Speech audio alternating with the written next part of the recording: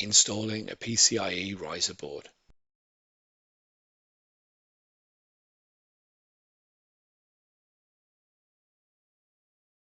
Fasten the 4 screws to secure the PCIe riser board to the PCIe riser cage.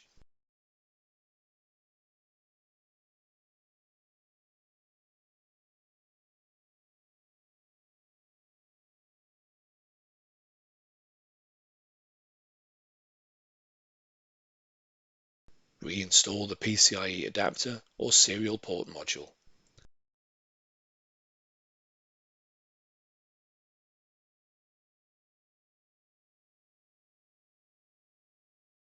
Reinstall the PCIe riser.